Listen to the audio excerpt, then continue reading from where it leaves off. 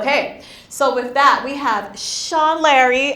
When I say his name, I have to say Sean Larry, although I could just go with Sean. But Sean Larry Stevens, who I met through a dear girlfriend of mine, but this relationship was more appropriate. He is a former personal branding client, but he has just blown up over the last few years, and I have not been able to get a hold of this individual in quite some time.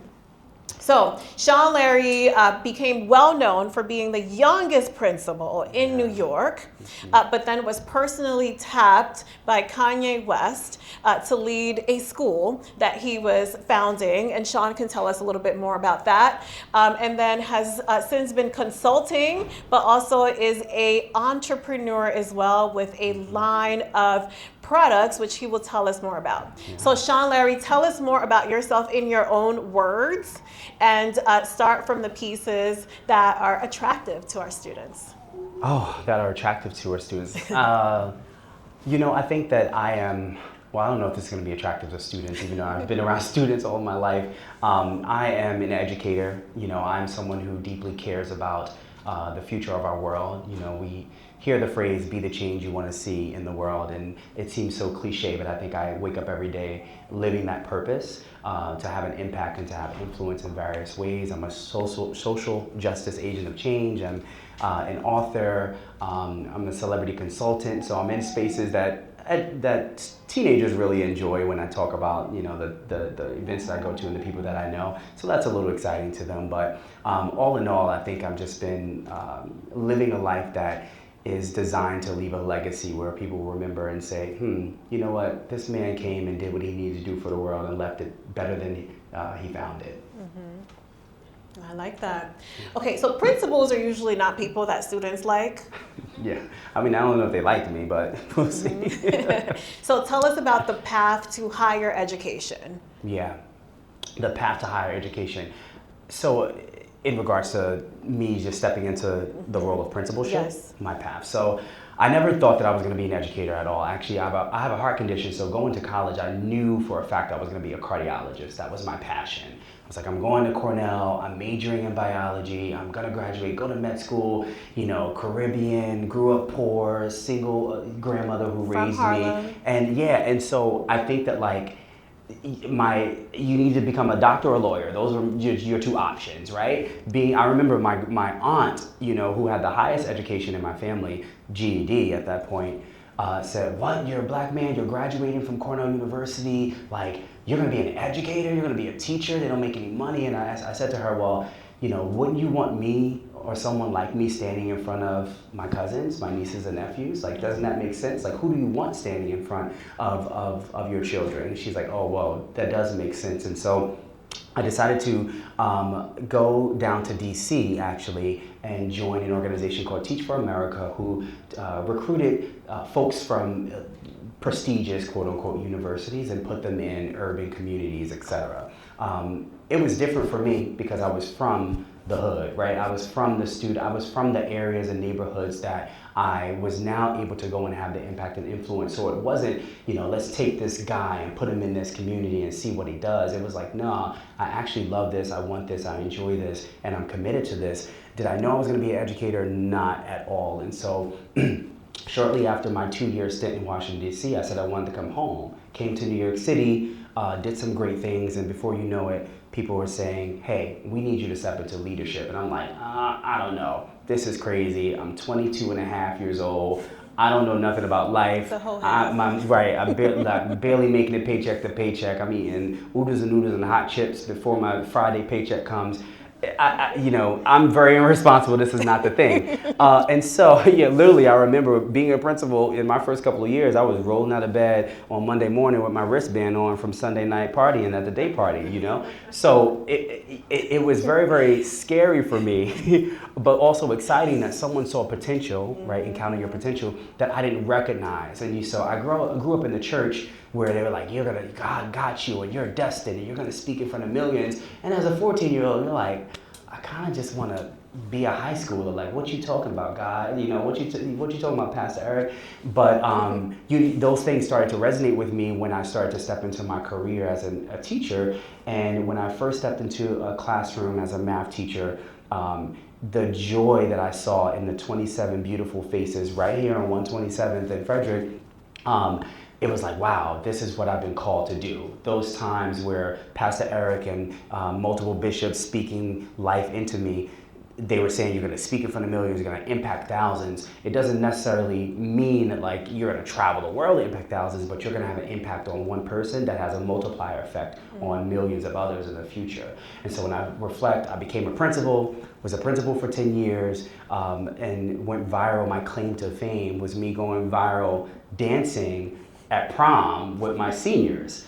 Here I am in like a tight purple suit. You know, I'm looking at the comments years later, like, look at this Barney dude, whatever. I'm dancing with my seniors. I remember the night distinctively because I was so tired, right? It was like my 4th, 5th year of being a principal. I'm over proms, I'm over graduations, I'm over signing day, I'm over parents cussing me out, I'm over kids cussing me out, I'm over cleaning up stuff in the bathroom, you know. And I was so tired that night, and I'm sitting there eating my food, finally getting the chance, and the DJ's playing, and they're like, Mr. Stevens, come up and dance. And I'm like, oh my God, no, this is not about to happen.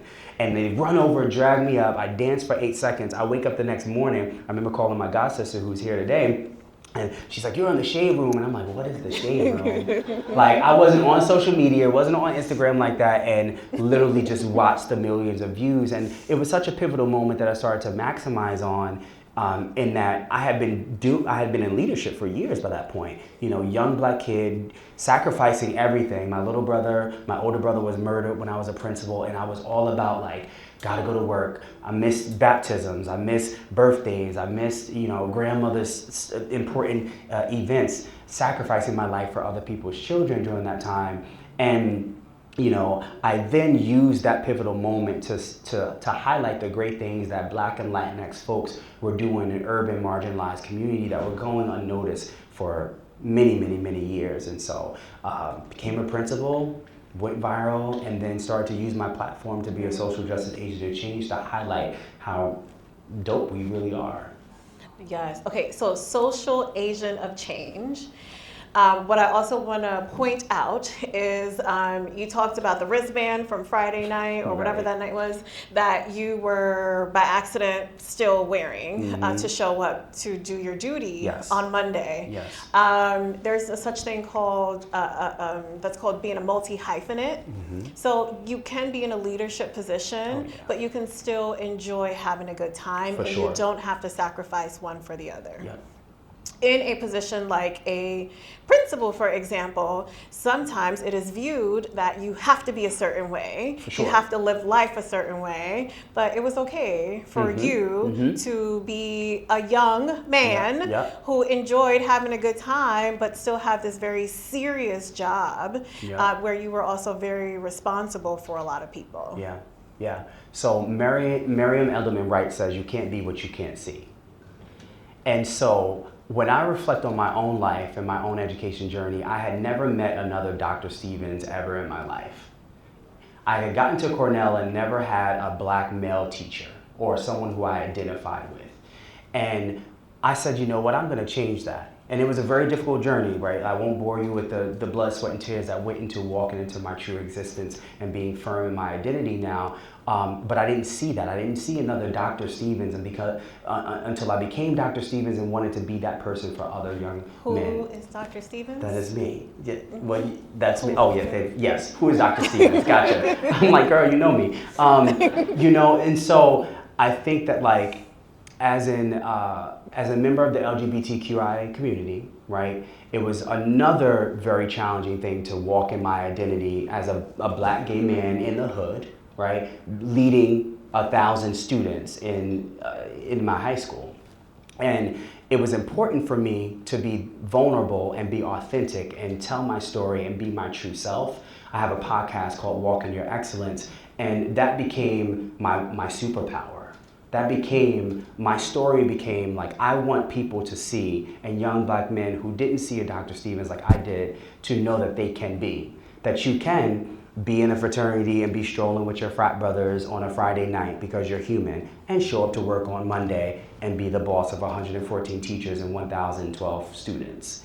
You can be an Angel of Harlem with your friends and dancing on tables sometimes. You can. We are human. At the end of the day, we are human, right? The importance is that you show up and you do what God has put you on earth to do, right? And listen, I got a lot of flack for that. At the end of the day, I was also sending your students and young Black and beautiful Black and Latinx babies to some of the most prestigious competitive universities in the world. I was connecting them to my people and my connections to make sure that they had internships and externships and saw things that are bigger than Newark, New Jersey and bigger than just Harlem. I was exposing them, right, and giving them that competitive edge to see the world in different lights, to expand their perspective. And so at the end of the day, yeah, you can see me possibly smoking some hookah, which is a thing that I did, right, on a Friday night because I'm grown and I can do that. But on Monday, I was protecting your babies and making sure that they were set up for success so that they can go and be the change that we truly want to see in the world. And I think that dichoticism, I think that, I have an oxymoronic identity about myself. Folks saw that vulnerable part of me and was like, wait, how does this man even do that? And it began to be not just a stigma, but more of like an inspiration of like, whoa, I can be this thing. I can be, intersectional, right? Like I can be from the hood and also be smart. I can like this, but also like that. And so I think that balance, and I don't like the word balance, but I learned to create harmony between the intersectionalities of my identity and show others that owning your unique story and using your authentic voice and walking in your power is the way that you live a vulnerable life that not only sustains you but inspires others to walk in their excellence. Beautiful. And I call that putting parts of you into different buckets. So you don't have to sacrifice one for the other. There is space for each one of them, but at a certain point in time you can focus on this bucket, but this bucket is still there. Yeah. We are going to wrap up, but the one thing I do want to focus on is how you took all of that and powered your potential into entrepreneurship. Yeah, I would say I took a risk. I was in what educators would say the corporate world of education, right? I was a principal at 23. I was a superintendent at 30. I was a chief academic officer at 31. I had exhausted the academic ladder, right? The next step was CEO of insert charter school network here. And that's when Kanye tapped me, right? And I then went and opened up a school for Kanye West. I just started to get creative and to take a risk. Right, wellness has always been. I'm actually wearing one of my shirts. You can get them on wellnessbysapphire.com.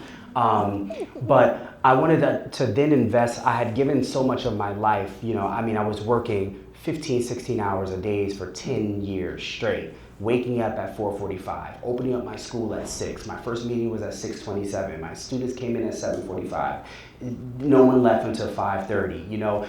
And I said, it's the time where I need to get back to myself and fill my own cup so I can fill even more cups, and not just my students, but my friends, my family. And so I started a wellness company. I started my consulting company that really embodies this idea of you can have it all. You can have people would say like, wait, you went into wellness after all this? Like I have body balms and soaps and luxury candles, and it's totally different. But what people didn't know that when I left work, right, my first thing was to light my candle because aromatherapy was important. I had the Zen out. I went to the gym, right? I had my hydration powder just to keep my electrolytes in my body right.